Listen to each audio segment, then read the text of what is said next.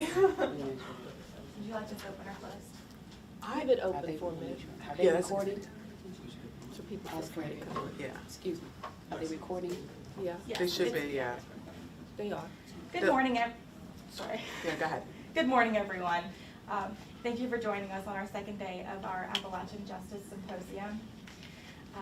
It's my pleasure to announce our first panel this morning, the Appalachian Narrative and Public Policy, an examination of diversity, inclusion, and exclusion. This panel will discuss the construction of the ideas, images, and stories behind the Appalachian narrative to consider who is excluded based on social status and the impacts to these groups. I'm going to hand it off to our moderator this morning, Professor Lofaso, to get started. Thank you. Thank you so much, Lexi. First of all, I want to welcome everyone. I'm Ann Lofaso. I'm a professor here in labor and employment law.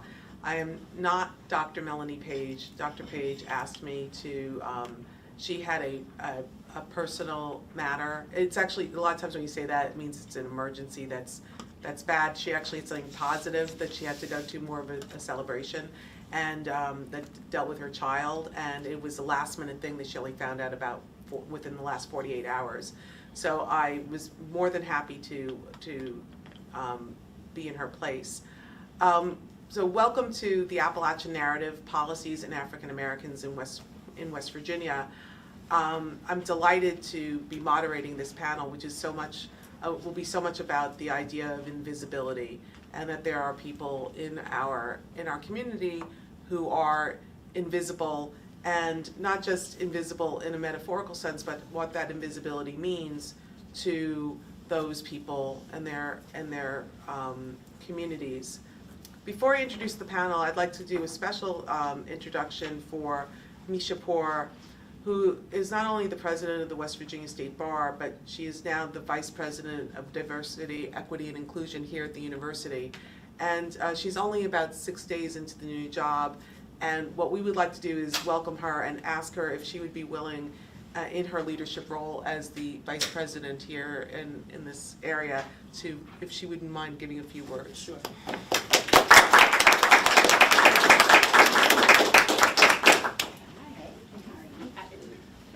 Well, good morning, and we're happy to see you in this room. We, of course, believe this is going to be the best panel you hear because we're on the panel. But before I was even given this role, this panel was forming, and we've been doing the work on it. It's an honor to have this role.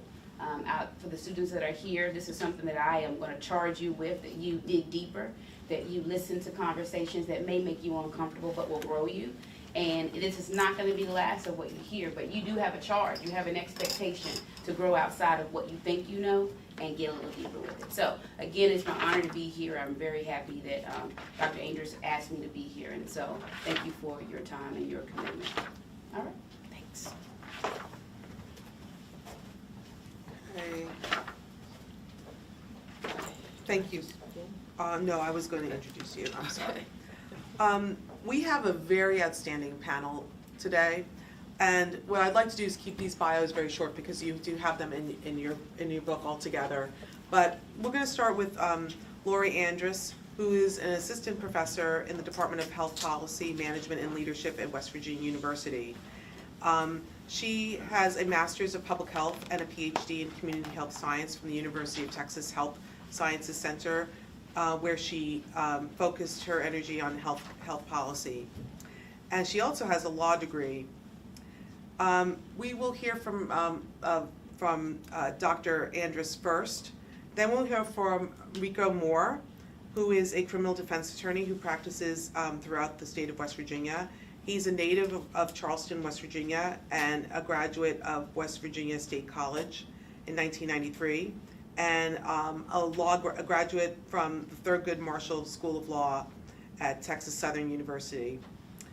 And then we will hear from Meshea Poore. Let's start with Dr. Andress.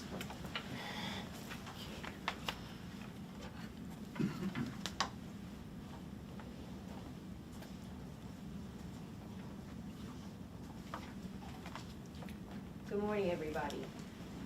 It's so nice to see everybody in this room. Like Meshea said, I imagined like my friend Sandra here, and maybe Tay were going to be here. And there's one other person I expected who's not here. But I'm so glad to see everyone here. So what I want to do is start with an idea. I actually thought of this morning, and I think it's a good idea to do this. So this is what I call positionality, and I think that when I engage in research, it's important for me to explain who I am, because I think that the ideas and the subjects that we research are part of who we are. It also ensures that I am present. I'm here, I'm taking responsibility for my data and my research. It's very much a part of me. And so I'm showing up and taking responsibility for that. And so I just want to say that in terms of my position to this project, I am an outsider, maybe with an insider status, since I've only been in West Virginia for 4 years. So I am originally from Houston, Texas, and I came here in 2013. And so that is the position that I'm coming from. I am a social justice advocate, and a lot of my research focuses on communities, community will making, and institutions and systems, and how you bridge that social justice gap between communities and institutions and systems. So, before I begin, I'm going to also do something that I heard about. I never thought I would be doing this, but I'm going to do this as well. There's something called a trigger warning that people give. I've heard about it at other universities. So it just means that this is not meant to be offensive. If you feel a sense of microaggression, please take a deep breath or raise your hand if you have a question or something to say, but no offense intended as we go through this. So when I got here in the summer of 2013, I was in my interview at the School of Public Health, and my interview committee said to me, what are you going to research? You know, we don't have, and this is where I blank out. They either said African Americans or blacks here, or we don't have them here. So what are you going to research? And I paused for a minute and I thought. I said, well, I don't do research that necessarily focuses on African Americans. I focus on health and social equity, and I look at structures and systems and how they impact marginalized groups. And then I forgot about it because honestly, race is not something that I ever thought about. It was present in my life, naturally, but it wasn't an overbearing notion that I had to think about. And in fact, there were tons of groups where I grew up who were dealing with race. There were a lot of researchers in my institutions that I went through that were dealing with race and disparities. And so I never even thought about race and disparities. What I researched was equity. Equity is different from disparities. Disparities are numerical differences that are inverse or disproportionate. Equity is about differences where you make an ethical judgment about what is equitable and inequitable. So you're taking the disparities and you're making a judgment about them, and they're either equitable or inequitable. And so being here in West Virginia, I had no problem with finding things to research. So I looked at food security for low-income populations, low-income women, children, the elderly. I'm now looking at transportation in the Morgantown area and how it impacts low-income families and women who have to walk to get everywhere. So it's not really been a problem. Recently, I had some interaction with the state, and I had noticed when I first got here around 2013, 2014, that the infant death rate for African Americans in this state was pretty high. And I was familiar with that trend because you can see that around the United States. Black infants die at a greater rate than white infants in the first year of life. It's almost a given, unfortunately. and I'll go through some data about that.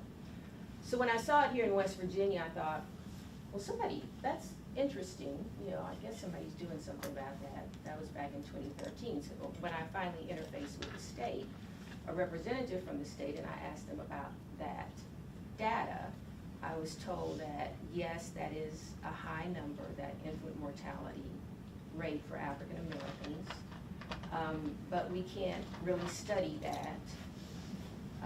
We don't have enough data. And so I was really puzzled and taken aback because I was thinking about the deaths of infants and how people feel about that, how we feel when we lose a child or a person. And so I really started thinking a lot about West Virginia and what it was like to be here, what it felt like to be here. So that's how I came at this and worked to create the panel. I wanted to look at what was going on with African Americans in this state and look at impacts, disproportionate impacts in different areas. Let me start with a public health metaphor that we use. And when I'm done, I'd like to know if anybody's ever heard this story. It's a common story. It represents a 21st century view on public health in the United States. So there are two men standing on a river bank and they're fishing. And while they're fishing, bodies start floating down the river. That's startling, right? So one man jumps in the water and starts pulling the bodies out because he can resuscitate them or save them. And the other man takes off running in the opposite direction. He's running upstream. And the guy says, I need your help. We need to get these people out of the water. He says, where are you going? And he says, I'm going upstream to see who's throwing the bodies in the water. Okay, has anybody ever heard that story? Okay, good. Rebecca has a look on her face. All right, so today we're going to go fishing upstream, thus the purpose of this diagram. And we're really going to focus our experiences and our stories and our data on the boxes at the top of the diagram. And so at the bottom, you'll notice to the left, there's a downstream arrow, and at the top, there's an upstream arrow. And so we're going upstream today with our stories. Where I want to start is with this thing called the Appalachian Narrative. And this is something that I've been thinking about for about a year and a half. What does it mean to be in Appalachia as an African American? So it's a theory about how racism and racialized actions occur in West Virginia. It is only a theory. The Appalachian Narrative challenges efforts to reimagine the negative portrayal of Appalachians while simultaneously preserving the invisibility and inhumanity of blacks. The Appalachian Narrative asks, can you lift one group by oppressing another?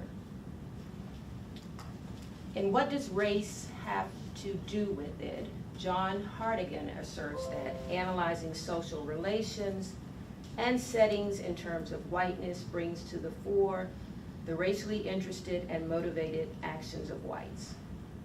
Whiteness rather than blackness is most revealing of race relations and racism. In October last year in the Guardian newspaper, there was a review of Toni Morrison's novel, The Origin of Others. In this novel, Toni Morrison avoids the hard language of race and discrimination to examine instead the literary manifestations of racism. And so she is essentially looking at some of our greatest literature and thinking about and theorizing about how it supports the racialization of groups in the United States and racism. In this review of The Origin of Others that was printed in The Guardian, Morrison is said to use historical writings to demonstrate how the majority race has constructed whiteness as a convenient way to give poor working class Americans the illusion of power, whereas shared racism can seem to align their interests with those of the rich and dominant, offering them a false sense of social status and a safe set of scapegoats for their grievances. The definition of America is color, in quotation marks, whiteness. And to ensure unity, every group must melt in and become American, or white, in quotation marks. Another aspect of becoming American, according to Toni Morrison, is that everyone or every group must join in identifying the stranger or the other. The other in America is non-white, as in one that can never be white, because the other is defined as those who have the color skin that is associated with the negative characterizations that are used to define African Americans. To be Appalachian means being acutely aware that you don't quite pass the test of being white in America because of painful stereotypes that characterize those in this region as hillbillies. Unsophisticated, barefoot, and happy would be the kindest formulation of that negative stereotype. And so to join America, the stigmatized Appalachian, referred to as the hillbilly, must exploit the one characteristic that Appalachia has, which is whiteness, and join in identifying, distinguishing, and stigmatizing the stranger, or the other, as Toni Morrison says, African Americans. In this othering, one can feel the desire of Appalachians to fit in, scrub out the hillbilly myth, to construct and maintain a pure level of whiteness. This construction of who they are in the image of white America in order to deconstruct the image of the hillbilly means that Appalachians must adhere to the degrading, scapegoating, and even invisibility of African Americans, labeled as the other.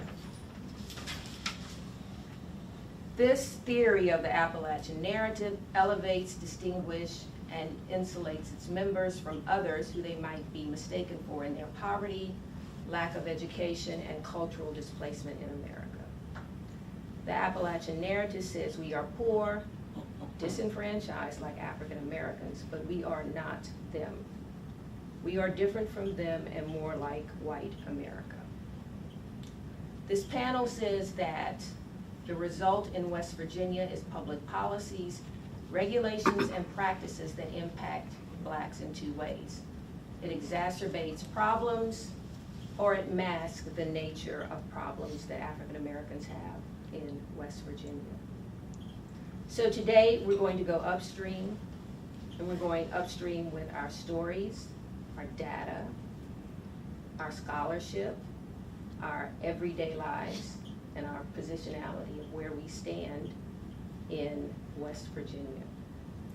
So we're going to look at the black infant death rate versus the white infant death rate, incarceration rates of African Americans versus incarceration of its white population, and the disproportionate representation of blacks in the judicial, business, and political sectors.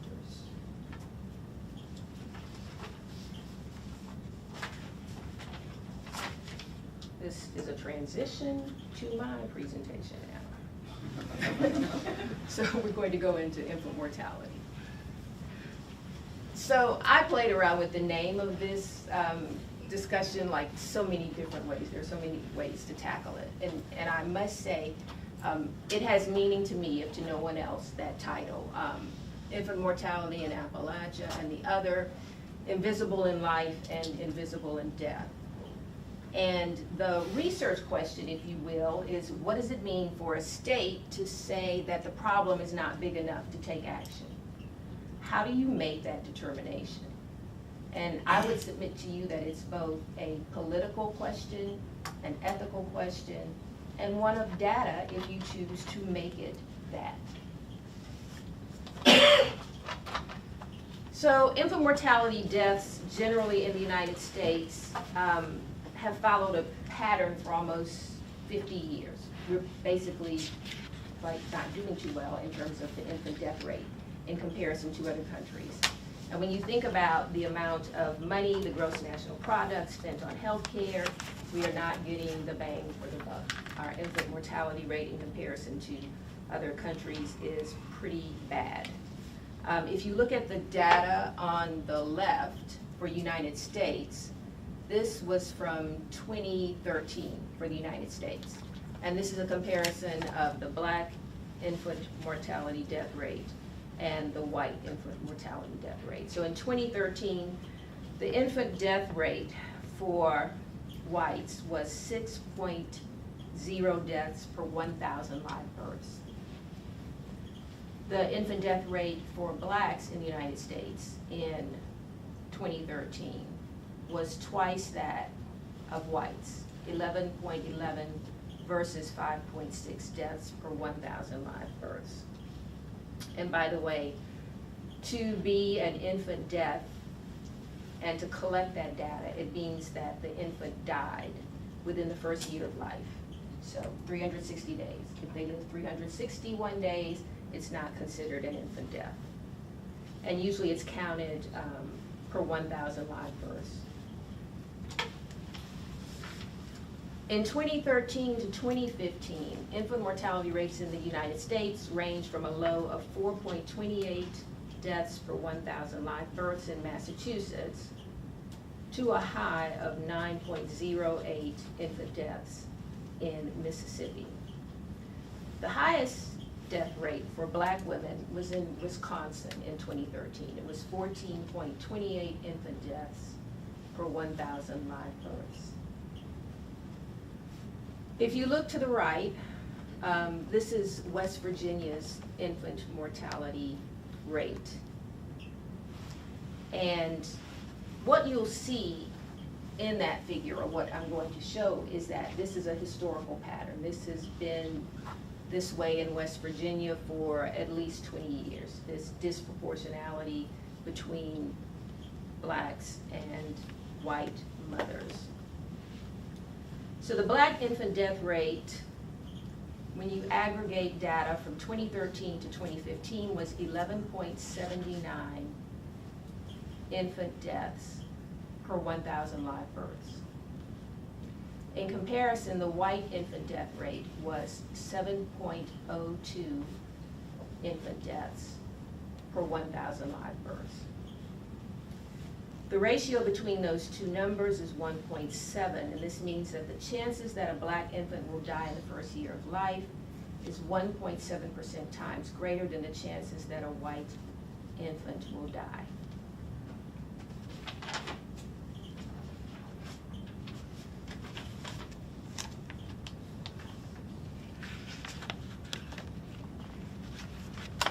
If this blows your mind, it really blows my mind. I'm a qualitative researcher. I don't do data. I don't do numbers. So I had to, and actually I had to go out of the state to an organization in Omaha, Nebraska to help me analyze this data. I owe them a great deal. It's an organization called City Match, and they work on infant mortality disparities in a lot of different places around the United States. I had a great deal of difficulty in getting this kind of data from West Virginia. And so the woman that I worked with, an epidemiologist, did some different things with the numbers, and this is what she sent me, and we traded 12 emails for me to try to understand it. So let me start with what we have here. So this is aggregated data from 2012 to 2015. And what we're looking at with this data is our infant death rate. So the significant part, this doesn't show on that screen, can't point at it. So if you follow the line black, non-Hispanic, and so by the way the data is collected and listed, you're black, non-Hispanic, white, non-Hispanic, or Hispanic is the way the census collects that data. And so essentially, what that line says is that blacks account for 3.7% of births, but 5.8% of deaths, and 8.6% of excess preventable deaths.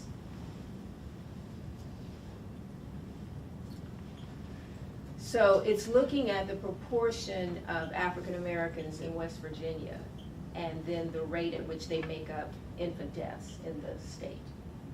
And so on the one hand, in the face of a claim that we don't have enough of them to study it, again, the question is, are there different ways to study it? Are there different ways of calculating the severity of the problem, because it is a severe historical problem? And so again, the small numbers can be studied to reach a conclusion that there is a historical severe problem of black infant deaths. If you look at the bottom of that table to the left, it says less than a high school education, a teen pregnancy, unmarried, or late or no prenatal care. In the 80s and the 90s, the gold standard for infant death was prenatal care. The March of Dimes was really pushing that. At that time, I was with the City of Houston Health Department, and the March of Dimes was waging a war against the City of Houston Health Department because they couldn't get women into clinics for prenatal care. And we thought that was the silver bullet. Get women in for prenatal care, they will get that care early, and that will lower the infant mortality disparities, lower the infant mortality rate. Essentially what it did was lower the infant mortality rate, mostly for white moms, not black moms. And so what this data shows for West Virginia is that the black infant mortality rate is higher than the infant mortality rate of any other risk group. So if you're looking at the infant mortality rate of 11.36 per 1,000 live births, and then you look at women that have less than a high school education, the infant death rate is 8.6 infant deaths per 1,000 live births. If you look at the black infant death rate, which is 11.36 infant deaths per 1,000 live births, and you look at late no prenatal care, the silver bullet, the infant death rate for blacks in West Virginia is still much higher than that of women who don't get any prenatal care, which is 8.64 infant deaths per 1,000 live births.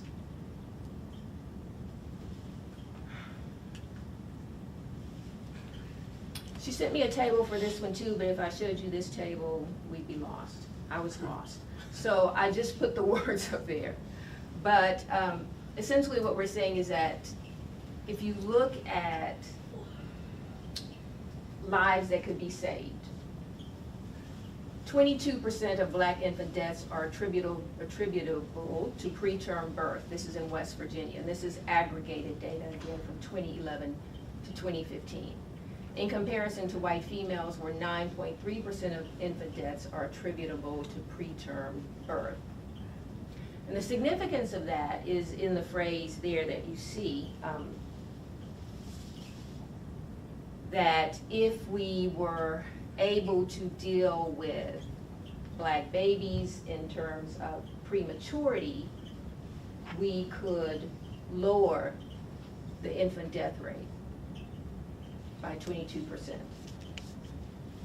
So then the question, there's been a lot of research around prematurity. What does it take in order to reduce prematurity?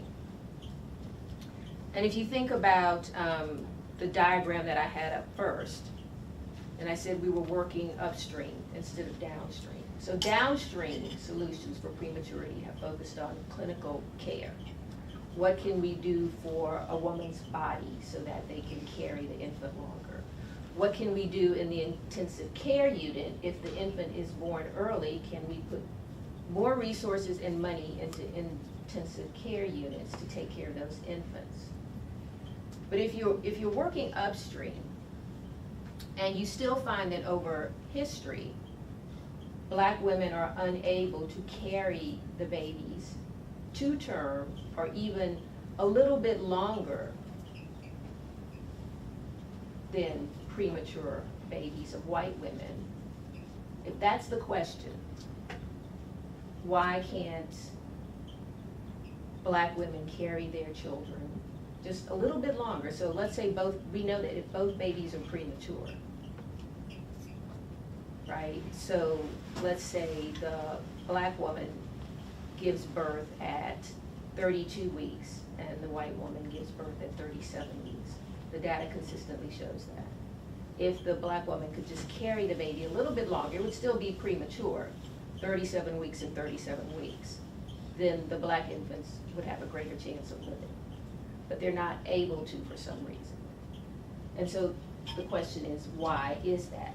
What is that about? And so we're asking the question, how do you solve that? What other data do you need to look at? What other factors become important? This is some other calculations. These I did get from the West Virginia State Vital Statistics Unit. So there are 3 counties that could be considered kind of hot spots or spots of interest in West Virginia. So if you look at Berkeley County, Cabell, did I say that right? Cabell County, and Kanawha County, which I think is not spelled correctly. I think it's Knawha. So for Black infant deaths, you have 21.4 Black infant deaths per 1,000 live births in Berkeley, 21.1 Black infant deaths per 1,000 live births in Cabell. And then in Kanawha, you have this low, relatively low infant death rate for Blacks. It's still higher than the state infant death rate for white women, because the state infant death rate for white women is 7.2 infant deaths. So someone said to me, this is the person from Omaha, she said, well, that would make a perfect study if you looked at why African American born babies in Berkeley and low-income African American born babies in Kanawha County have this difference in the infant death rate, given that, relatively speaking, the infant death rate for African Americans is lower in Kanawha County. I think a more interesting question is, what happens when everybody is below poverty level, and what are the differences between the experiences of white mothers and Black mothers that can account for the disparity in infant mortality rates? How would you study that? How would you study that if you have such low numbers of African Americans in the state? And so as the state said, it becomes a data problem, right? So you have these small numbers of African American infant deaths per county. And so they're right. If you're going with the data and you believe in privacy, right? We all believe in privacy, we're in the law school. Then you really don't want to violate anybody's privacy by studying infant deaths in the county. So let's think about some recommendations, because that's what I've been doing. We have this problem. It's a historical problem in West Virginia. West Virginia is almost like I think of it as like a perfect place to study the problem. I think you have a confluence of factors: poverty, teen pregnancy, education rates, and then you've got Black moms and white moms, and yet you still have this historically high level of infant deaths. So the recommendations that I've looked at have to do with a state statute that we have in West Virginia, different ways to aggregate the data, which is what I just went through clumsily. There are different ways to look at the data to measure the severity of the problem. Delaware, I'm going to use as an example, and then I'm going to go to a national initiative on racism that's occurring right now. Actually, there are many initiatives on racism. So in April 2013, Senate Bill 108 was passed, establishing Chapter 61 of the Criminal Code, Article 12A. And so essentially what this is that West Virginia has an obligation to study infant and maternal deaths. West Virginia established an obligation to study all unusual deaths. Children, drug overdoses, infants, and moms who die before 1 year of life. So they call it the Fatality and Mortality Review Team. That's kind of important. They call it the FMRT. One of the things I've noticed is that in West Virginia, everything that is allegedly federal in West Virginia has a different name for what the federal model is. So in other places, it's called an FIMR, a femur. In West Virginia, it's an FMRT. I don't know what the significance of that. But I will tell you the differences in the way that the FIMR functions in other places around the United States are pretty significant from the way the FMRT functions in West Virginia.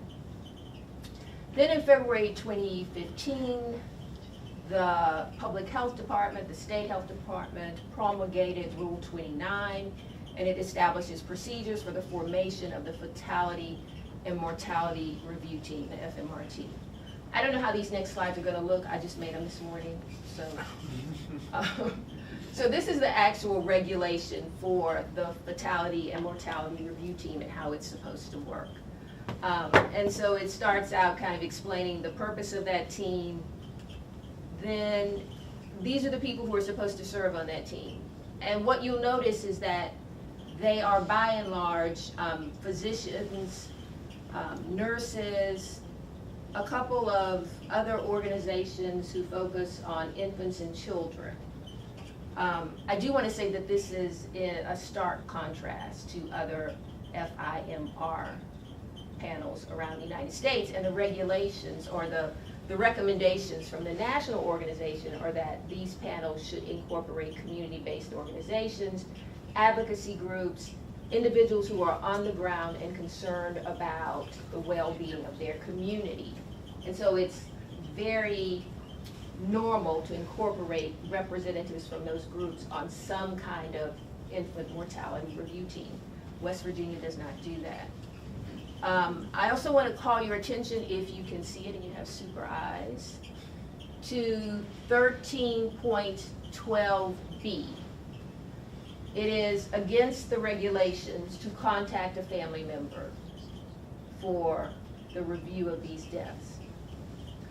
I would also like to inform you that there is a huge recommendation for there to be an interview process for infant and maternal deaths. In fact, it's recommended because of the confluence of factors that surround infant deaths. We already talked about teen pregnancy, we've talked about marital status, we've talked about prenatal care, we also talk about cultural competency, we talk about experiences of moms in their community, we talk about their experiences when they go to the hospital or the physician's office. You can't get that data by looking at a death record, which is essentially what these panels do. They convene, they review death records, but it's also recommended that they have another secondary activity because you're triangulating data, right? You don't want your data to just come from one source. So you want to have a death record or you want to have a set of interviews. Our statute says don't contact family members, which makes sense, privacy again, but it's still not a best practice. There's something else you're supposed to do. These are the fetal infant mortality review programs by regions in the United States. There are 175 of them, 173 in 29 states, plus DC and Puerto Rico. So there's the West, the Midwest, central sites in the South, and then there's the North Atlantic. West Virginia has one state level FMRT. I think that that's significant as well. It is a small state, but that could also be changed around. So for example, if you think about those 3 counties that I indicated, you know, you could create one extra fetal infant maternal review team to look at those 3 counties, to look at the death records, set up interviews with moms in those places, and collect information that could be triangulated to get a better picture of what moms are experiencing in those 3 counties. A small fetal infant mortality review team, Alabama has a part-time one or a smaller one. They review 8 or 10 death records per year, it's $5,000 per year. The smallest amount for an infant maternal review panel, the smallest one, like maybe the one in Maine, is about $25K per year. But we're talking about a tiny one that would review infant death records, maybe around those 3 hotspots. So the national organization that regulates and looks at these FEMRs is the National Fetal and Infant Mortality Review Program. And what they say about it is essentially what I put on this slide. They emphasize the fact that it's a community process, right? Which means that it comes from the ground up, or it should at least incorporate groups that are on the ground, groups that are concerned about the well-being of their community. It's multidisciplinary. They have the ability to obtain unique information, and by that they mean most of these fetal infant mortality review teams have the ability to do these interviews. They are trained to talk to families and talk to mothers about their experiences within a system or in a community to document their experiences, their treatment, differences in their life experiences. So they use multiple sources of data to look at infant deaths. And so at the bottom is a paragraph about the family or maternal interview process. It says it offers the rare situation to hear from the consumers. These comments usually provide significant information about health equity and disparities, right? Equity and disparities, 2 different things. So the National Center for Fatality Review and Prevention is very 21st century. They have convened a working group on racism, implicit bias, and the social determinants of health. And they're looking at what is happening with minority women, African American women, in terms of their present day and historical experiences, where they live in the United States, trend lines over long periods of time, and how that impacts their lives.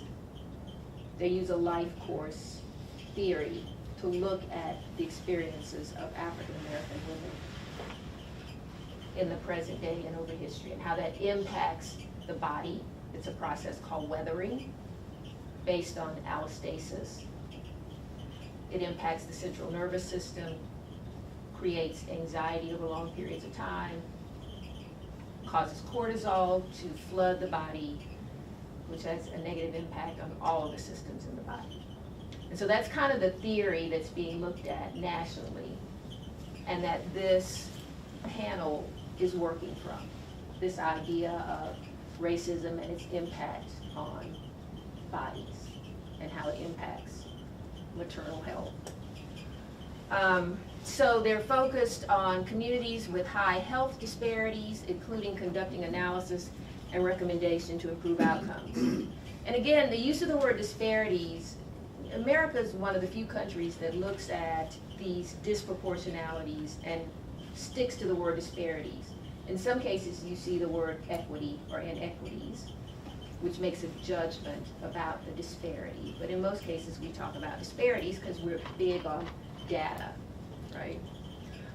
So they're going to use this information from the review process to inform communities on factors that contribute to disparities in infant and child outcomes, and most importantly, to create tools and best practices to help communities translate those findings into action.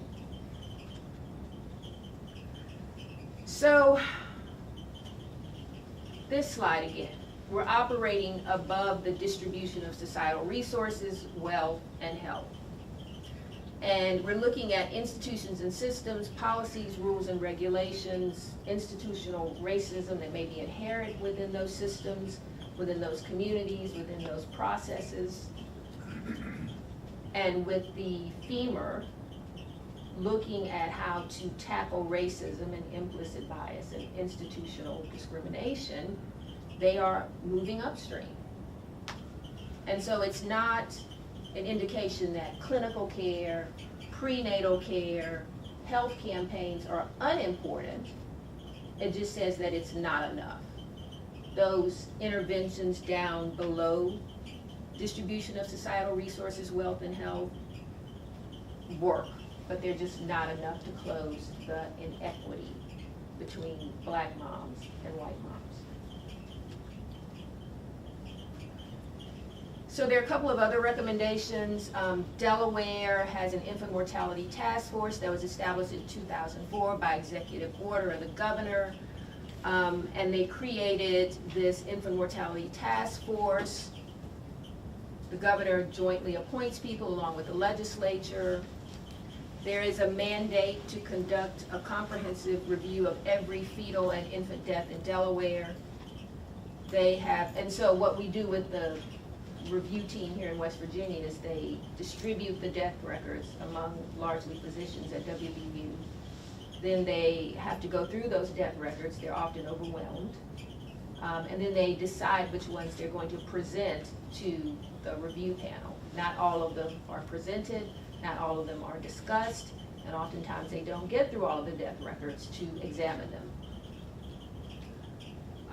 So Delaware has aimed to address the full scope of issues that drive infant mortality, including what it calls the root social causes of infant mortality, persistent poverty, pervasive and subtle racism, and the chronic stresses associated with them. The state has concentrated its efforts on what the report calls 2 chains of events, a sequence of socioeconomic and biological forces on the mother's health that influence the outcome of her pregnancy, and the adverse outcome of this sequence of events is usually the delivery of a premature, low birth weight, or sick neonate. I think I'm going to close it right there because I can't think of whatever else I was going to say. So it's been an interesting experience. I have not studied infant mortality disparities to the extent that others in the field have. And so I myself have learned a lot. I went from a reaction to what I have observed in West Virginia to a collection of information to a set of best practices. And it's been enlightening for me. Thank you.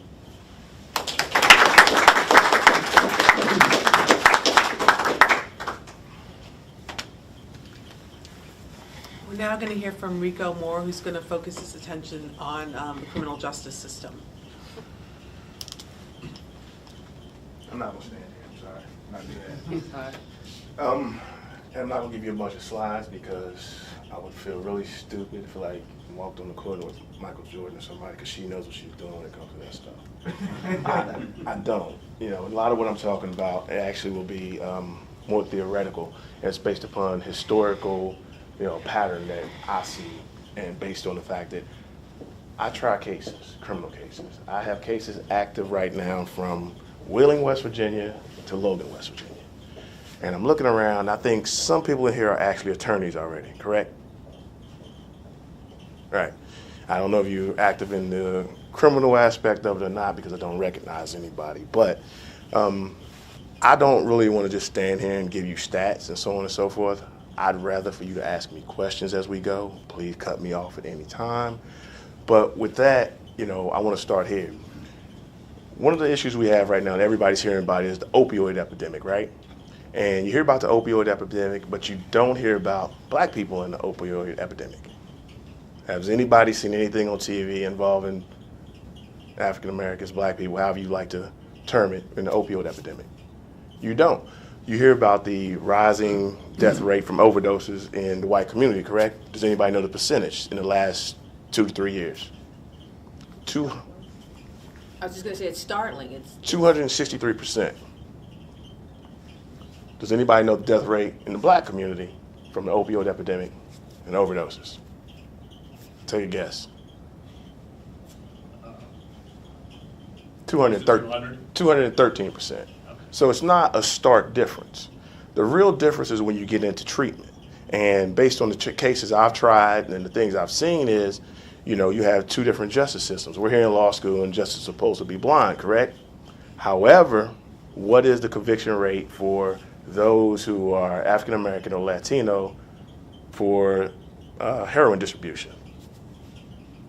80%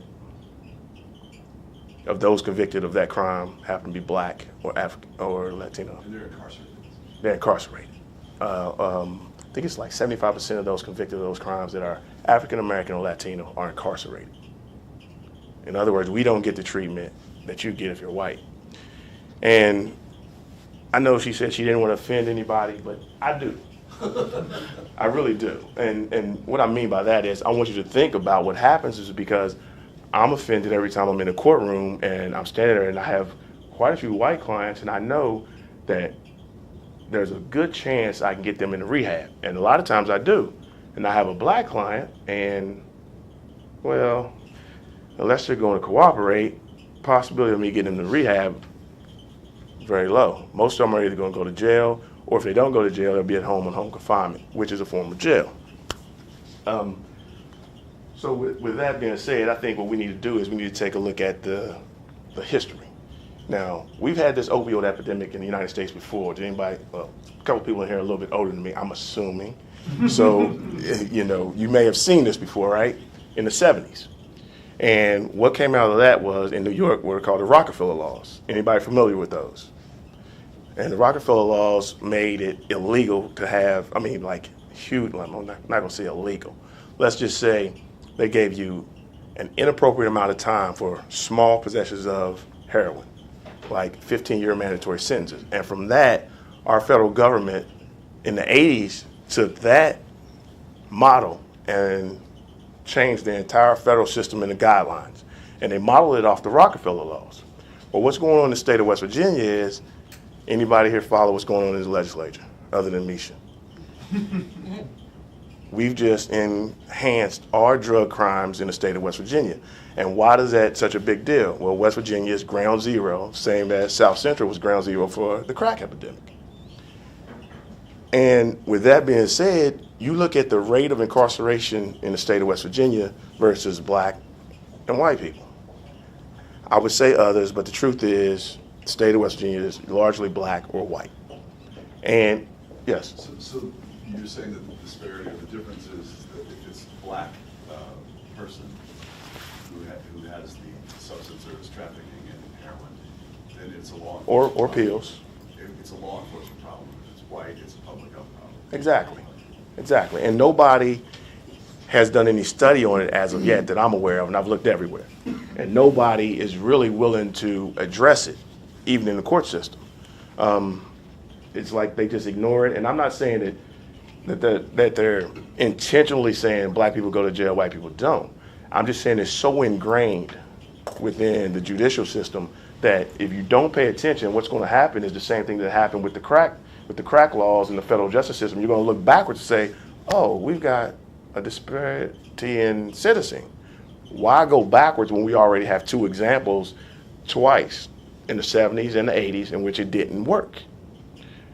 But, you know, with the climate and the opioid epidemic and so on and so forth, we seem to be repeating the same thing that we did before.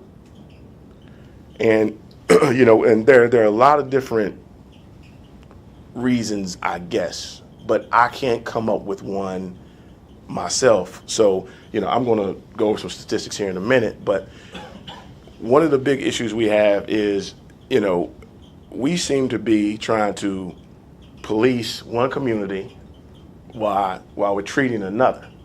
Well, what I mean by that is we're putting us in jail, we're giving them treatment. And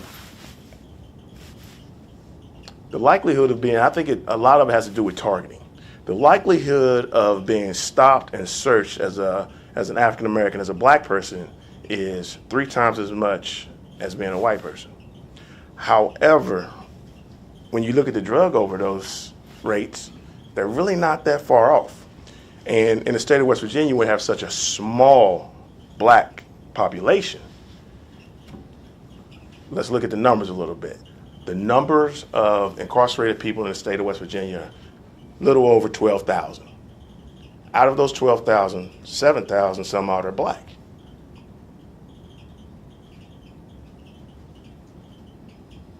Now, if we're overdosing at the same rate, almost relative, right?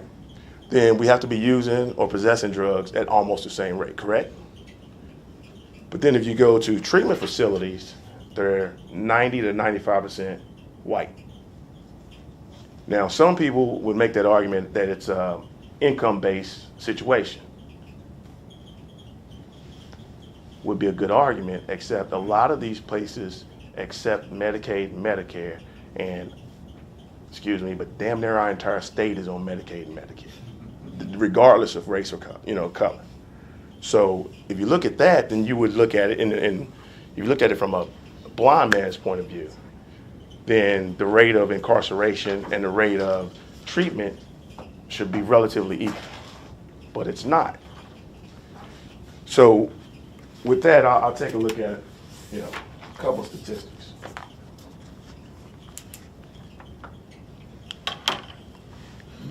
Can I ask you a question? You can ask anything you like. Why isn't that treatment is available to blacks in the same manner it's available to white? Is it because the resources don't exist, the facilities, the regions? Well, what is it that creates that? We're scantily clad when it comes to resources throughout the state, regardless of color.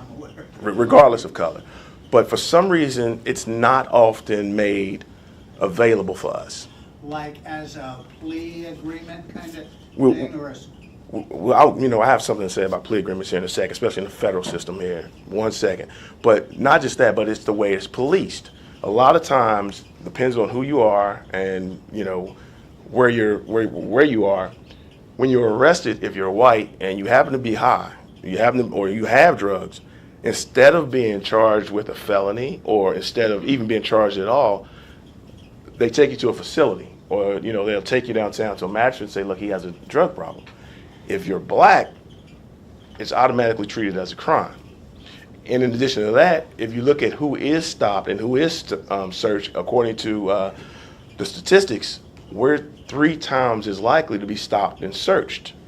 So, of course, the numbers are going to be skewed as far as who is actually penalized for the drugs. Because if we're 3 times as likely to be stopped, he's going to get stopped and searched. He may or may not have drugs.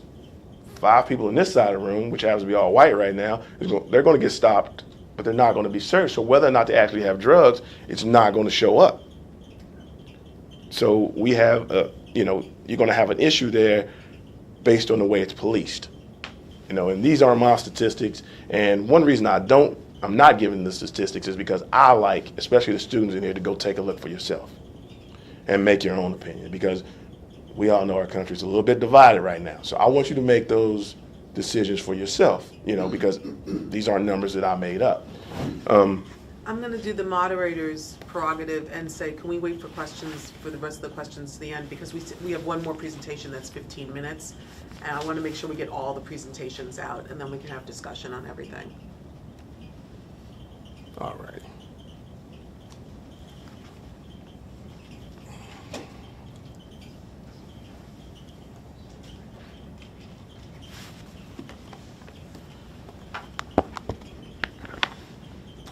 All right, but to get to what you spoke to in terms of plea agreements, and we're talking about bias in a system that is implicit and explicit. And in order to do that, I'll give you an example. And, I'm before a lot of judges, state and federal. Most of the time it's criminal. And I have some judges I really like, one of which is Judge Goodwin in the federal court system, Southern District of West Virginia. However, lately, and this was in the newspaper, you can look it up, he is not accepting plea agreements from those who are indicted and try to plead out on drug charges. he won't accept them. Under Rule 11, it's up to him whether or not he has to accept them or he can deny them. He's denied at least 2 or 3. Everyone, and matter of fact, I have a copy of it here. Every one of them, in this case, happened to be African American. Do I believe he did it intentionally because they were? No. However, it has a profound effect upon the incarceration rate of African Americans, and especially in terms of the amount of time they get in the state of West Virginia. Let's see if I can find this one real quick.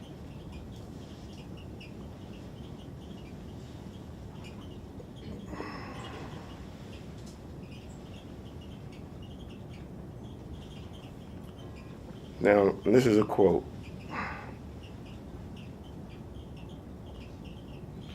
Because the seriousness of this crisis in West Virginia concerning opioid addiction, it convinces me that I should carefully scrutinize plea agreements that bargain away multi-count grand jury indictments.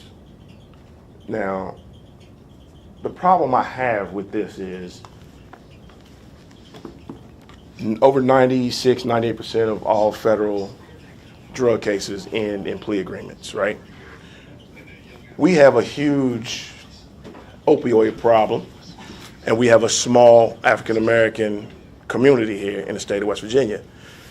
And we're stopped and we're policed and we're charged 3 times more likely than white people, then it's going to impact the numbers in terms of who goes to jail and who does not, because you guys have not been policed or arrested in that manner, so you're not going to be subjected to this issue.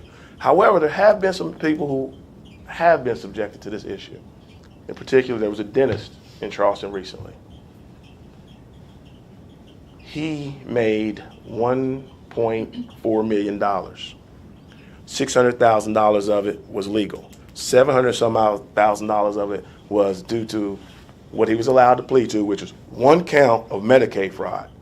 However, he admitted that what he did was illegally prescribed opioids to his addicted patients over and over and over again. And the quote was from the judge, had they charged you with everything that they should have charged you with, you would have been looking at decades in prison. However, because we allowed you to plead to 1 count of Medicaid fraud, you do 5 years.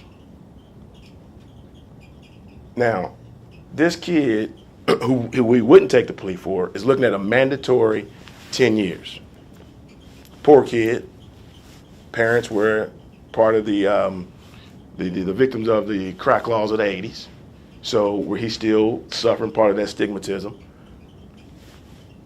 Who had more reason to sell drugs?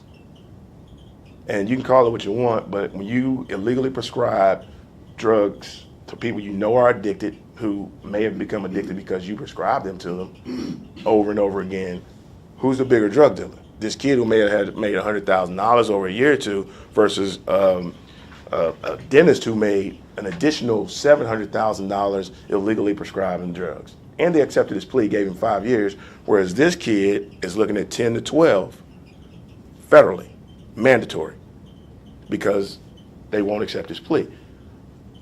I feel that the inadequacies are so deep, especially in the state of West Virginia, they're going to affect us so much because the black population is so small. We're last. Mary C. Snow, I think, Misha lives in that district too, or she did. She's from over there. They were last in the state of West Virginia in just about every testing category. It is a predominantly black school. It's in a predominantly black neighborhood. So by not accepting pleas and sending the message that the opioid epidemic on one side is black as far as it goes punitively, however, when it comes to treatment, it's white. So I'm trying to get my mind together and trying to figure out, why one is treated one way, one is treated another.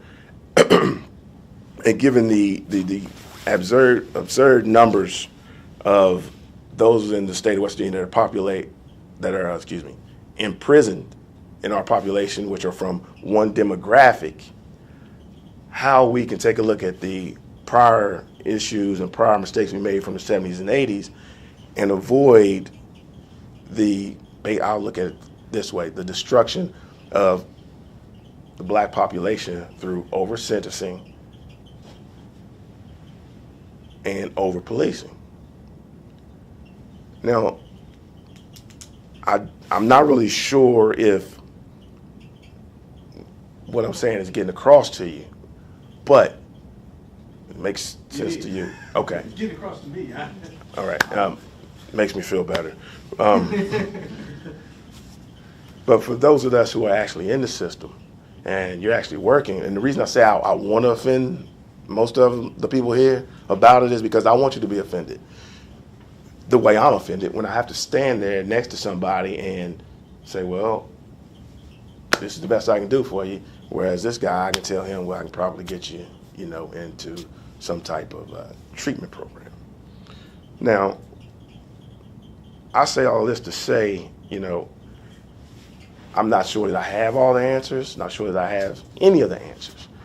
However, I would greatly appreciate if everybody in here would at least take a look at it and maybe get somebody smart like the doctor here to do the research and put together the numbers to show the disparate treatment and in the opioid epidemic in terms of those who go to jail and those who get treatment.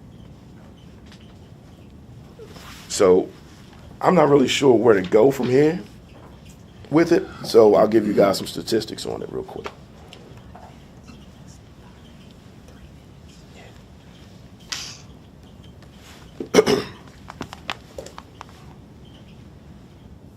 I'm going to back up a little bit. I digress a little bit about the sentencing. And one of the biggest things, one of the biggest issues I have with the sentencing is this, in the federal system in particular. You guys are aware of what were called the Holder Amendments? Apparently this man is. Okay. You know what the Sessions Amendments are, or memos, I'm sorry. Well, what he's done is, since he's been in the office and become the Attorney General, he's gone backwards to the 80s. And he sent out a memo, and it says that the Attorney Generals in every district should charge every criminal with the highest possible charge that they can charge them with, and basically give them as much time as they can. So you're going backwards in a small state in which you have a very small black community with a very large policing and arrest rate. And then you have judges who are accepting pleas from certain people, but not from others. And the other issue you would have with that is certain people are offered pleas that are not offered to others.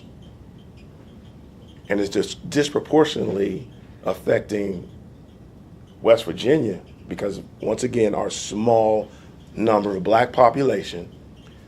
And when you look at what's going on down to the legislature, they're enacting laws that will increase the criminal prosecution based on an opioid addiction that is affecting African Americans as well as white people.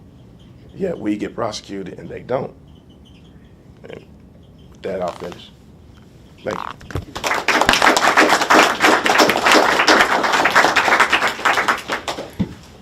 We'll hear from our final speaker now, Meshea Poore.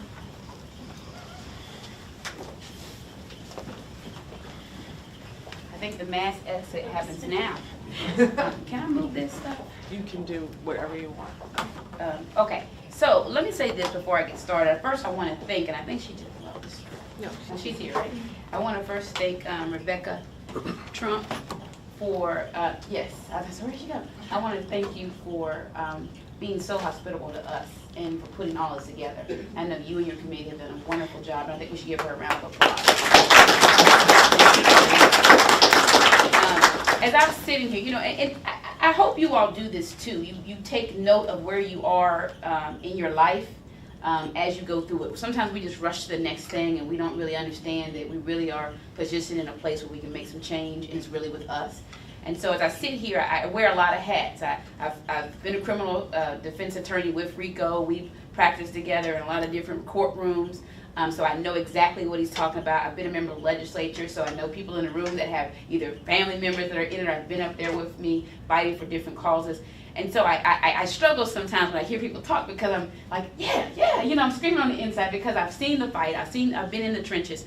And so I really live and breathe what it means to have equal justice, equality, inclusion. So it's also awesome that the confetti is still settling with this new position as vice president. But I can think of no better time, and I want you all to think about this the same way. I can really think of no better time to be in Appalachia as an African American woman in this position as vice president over a university's 3 campuses, 30,000 students, that we can change not just 1.8 million West Virginians' views on how we look at this, but we can really be a beacon for the nation on how we will have this conversation. This is not just for you all to do educational a moment. It's for you to really take something and figure out how you're going to change it. I don't care if you're Republican, if you're Democrat, I really don't care if you're affiliated at all. To be candidly honest with you, you have a responsibility. And so I hope that when you hear from us, that you won't just stop here, that you will challenge your colleagues, you'll challenge your students, and you'll your peers, and say we have to do better.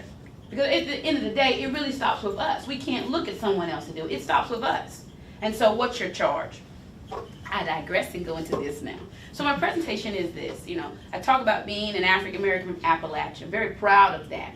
But it's been very difficult to live in the state of Appalachia or in West Virginia. And I think that you heard Rico has gone to a HBCU, historically black college and university, for law school. He went to Texas Southern in Houston, Texas. I went to Howard University in Washington, D.C. I went to Southern University Law in Baton Rouge, Louisiana. Both of us are born and raised here in the state of West Virginia, but had to go outside, not because we didn't have people that really encouraged us or supported us. We had family that are still in our lives that encourage us and push us forward, but we didn't really see, and I can speak for Rico, I think, in this, we didn't see ourselves. It was almost as if we were, it was screamed at me, basically, in the sense of what I saw, was not that there weren't any professional African Americans, but that's to the contrary in this state. Actually, if you look at national history, we've made big footprints in this country. And we're just now hearing about it, but we've made huge footsteps that were West Virginia born, but people seem to have forgotten that and only want to talk about it now because it's the trend. But we've been trending for life, you know, since we've been here. And so, you know, so I moved away based upon the fact that I knew that there was better, there was more, there was something else to it. The numbers in West Virginia, and Enrico was correct, not to negate anybody else in the room, and we can talk about that, but the purpose of this panel is about black and white. That is what we're talking about, and that's where we'll stay. And I think we have to say something here, and Rico touched on it. While it may never be, you know, when you're checking yourself and you're reflecting and you're listening to people, there are times where you're going to be offended, but it's your responsibility to listen to what other people have been offended by, not take offense and get on the defense and listen to solve. Does that make sense? Oftentimes people say, I'm offended by something you did. You said something that was a microaggression. I'm bringing it to your attention. And instead of you listening to what that person has said to you, learning how that actually has happened, you step back and get offended immediately. Well, how dare you call me a racist? No, I didn't call you a racist. I'm trying to explain to you, touching my hair is not okay. I'm trying to explain to you, saying that you're pretty for a black girl is not okay. Those things matter and hurt. And so you need to hear that. You didn't mean anything by it in your mind, but to the person that's receiving it, it means a lot more. And they have to process it, not just for the moment that they're with you, but they have to process it when they're at home, with their friends. It's an ongoing thing. So where you moved on to another conversation and you're joking and laughing with your friends, they're probably still dealing with a conversation that happened at 9 o'clock in the morning. So you have to be mindful of who's around you and what you say. And I'm not talking about walking on eggshells. I'm just saying be open to the dialogue, that when someone brings an offense that you do, that you listen and not take offense immediately and shut down the conversation. And you'll hear me talk a little bit more about that. Now, there was some people that would say that, you know, because we're, you know, the numbers, and I'll go through them. West Virginia is 93.6% according to the census. African Americans in West Virginia is 3.6, 3.7, as you've heard, in West Virginia. And so someone would say this was a homogeneous community, right? Well, I would tell you that if you're talking to those 3.6%, you would say, they would argue with you that that's not the case.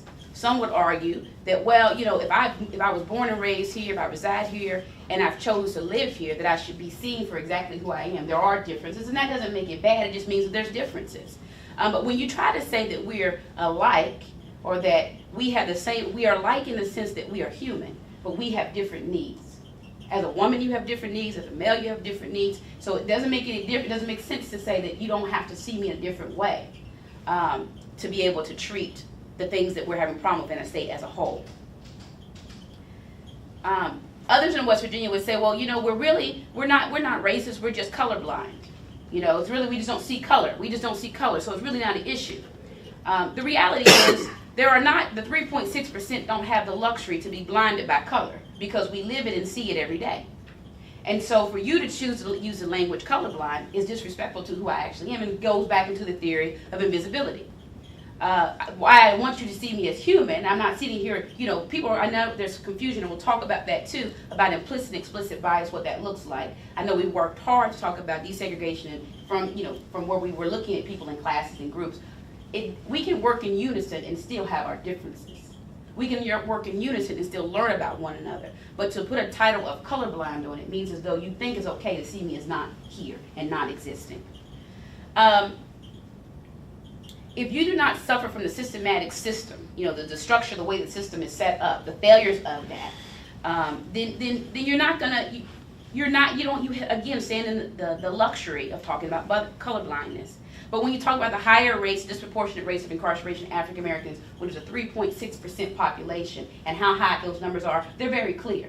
When you talk about the fact that there is no true representation when it comes to our government and our government structure and how policy is made. When you talk about even our tourism, down to tourism guides and materials, I look every single time I come to the Yeager Airport, I have to look and see where am I at on the wall. Do I not whitewater raft? And Robert knows that I do, because I went with him this year. But I'm not anywhere on the wall, and used to be you get all the way to baggage claim before you even saw blackface on a poster. And now that display's been removed because what? It's not Black History Month. Right? And so think about what that says when you talk about businesses, when you're talking about attracting people. We're talking about we want to be open for business, and we want everybody to feel that they're welcome here, but we introduce them from the very beginning of when they first put their foot on our soil that they're not even here. So how is that welcoming?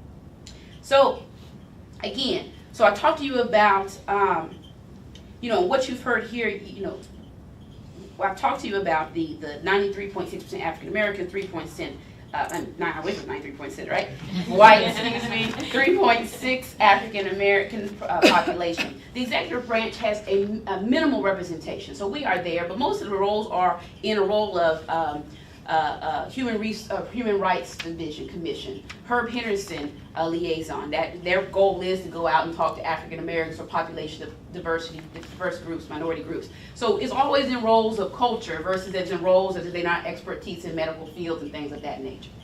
And we are. The legislative branch for the House, we have one African American male and one African American female. When I was there, I think when I first came in, it was 5, and that was a large population. We were going to start a caucus. But unfortunately, we reduced down, and we had 3 when I left. One was a male, and one was an 80-year-old African-American woman who's actually from Monongalia County, Charleston, Marshall. Senate, there's 0 African-American male, 0 African-American female. But as you know, to make legislation, you have to have both. They have to understand the policy, you have to understand why, and have an advocate. There is no African representation in the Senate. The judicial branch, there's 0 African-Americans males on the Senate Supreme Court, excuse me. There's 0 females on the Supreme Court, African-American. Family Court, the same, 0 male, 0 female. Circuit Court, there's 1 male, 0 females. And that's why our own West Virginia Supreme Court judicial website. And you can go further if you want to go deeper. We may have some that have served. I know we had a family court judge in Kanawha County, but she unfortunately got defeated.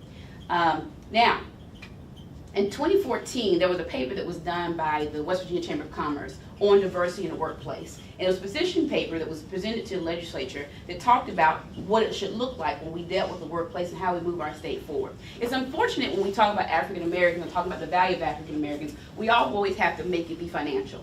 And that really, to me, goes back to slavery. The same thing with slavery. The only reason we were valuable is because we could plow your fields, we could pick your cotton, we could pick your peanuts, we could do the things that were labor intensive to bring you, as our master, income. But if you didn't see the value of that, then we were not of value. And then the only way that we can sometimes relate for white people to understand the value of us in West Virginia is if we can make it financially sound to them. So that's the only way you can see it's visible, if you can make it a number attached to your value.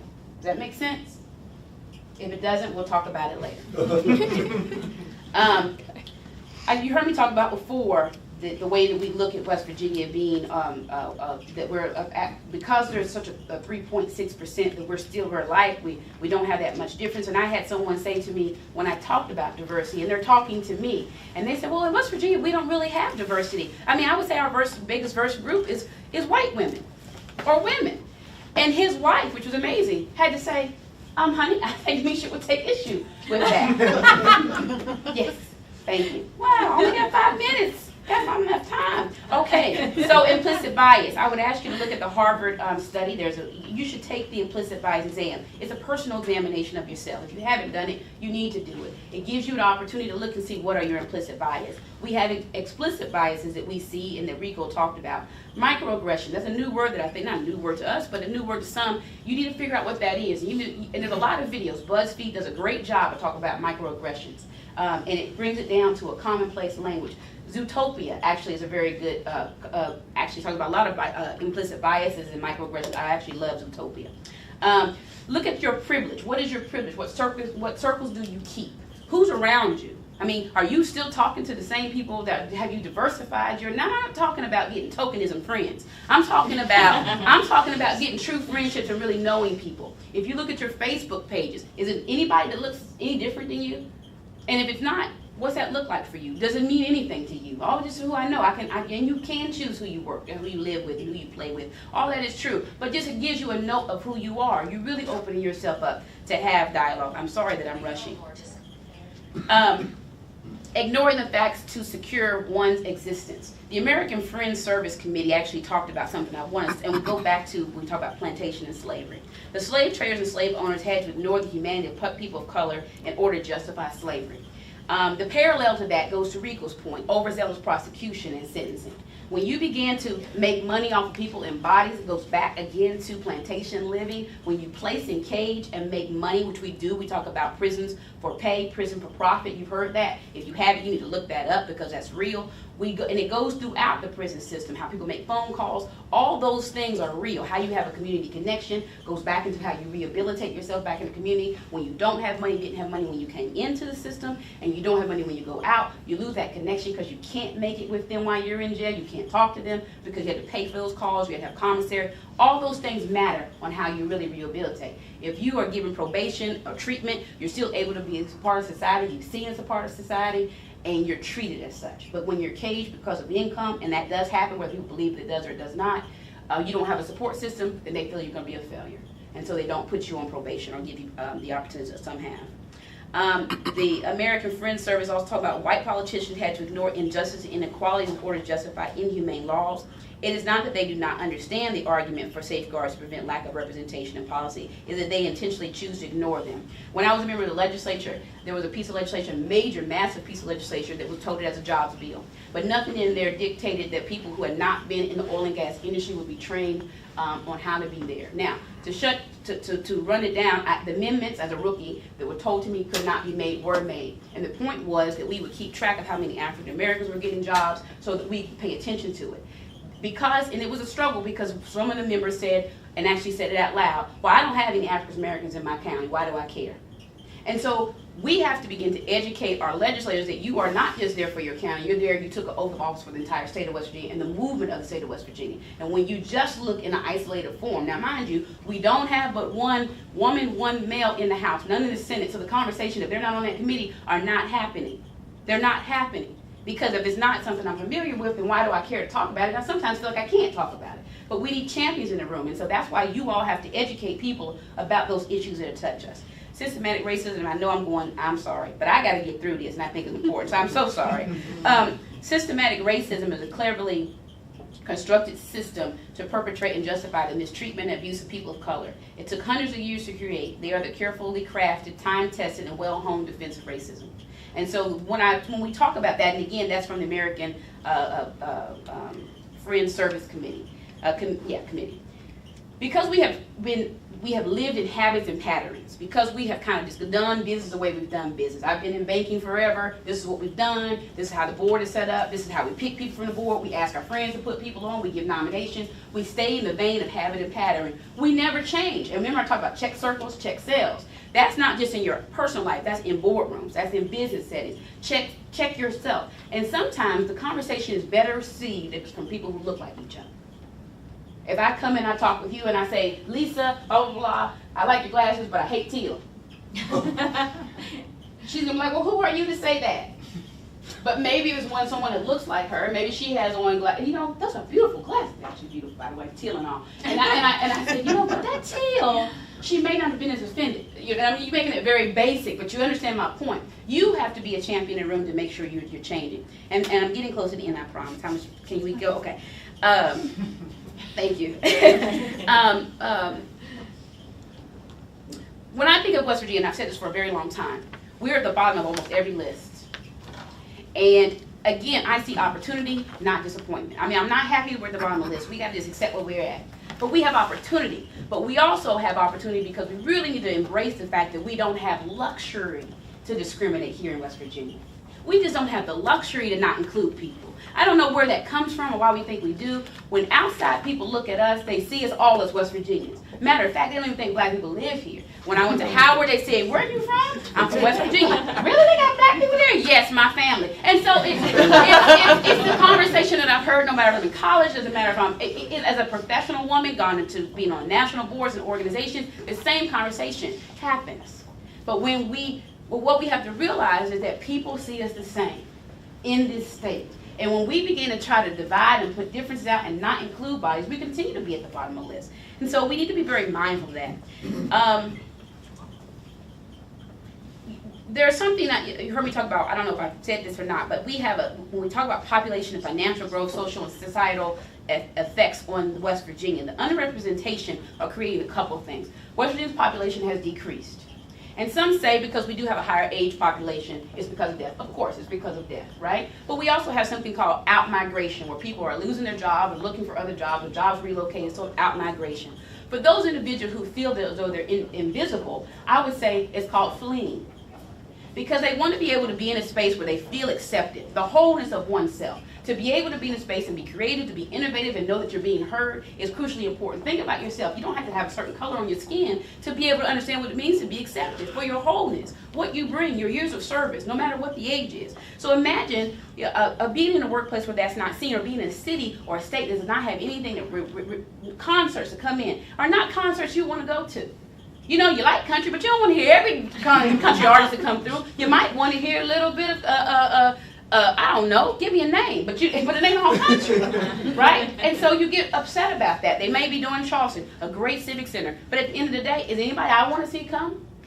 It's something that includes me, and we have to be very creative about how we plan. Again, that goes to tourism and marketing. And then to my last point, almost. In 2016, there were two legal scholars that wrote the book Working Identity. And what they talked about is that we need to create and put forth appropriate workplace identities. Everybody has to do that. You have to be able to come to work and be seen and do your job and work with one another as a team. But for minorities, what ends up happening is that they're taxed with their working identities, must counter common cultural stereotypes. For example, black men may feel compelled to work longer hours as a way to to kill stereotypes, that they're poor work ethic, or that because they're black, they're lazy. And these are things that have been placed in society. When you go back and you do those implicit bias tests I've talked about, you'll see where you are with some of these things, right? You say, well, I wouldn't think that way. No, out loud of your mouth, you wouldn't think that way. But internally in your heart, you may have some things that have been drilled in you over years that you didn't know. So, my time is up. I have a lot of recommendations I didn't get to, but I will tell you this. I expect you guys, especially my students, and I actually expect everybody in the room. We all have work to do. There's not anything that we can't do together, but at the end of the day, if you don't see the truth of where you are, if you don't see the truth of what you put into this society and how we change, we're going to be in the same place at the bottom of every list, because we're all West Virginians, but we're not if we don't see that. All right.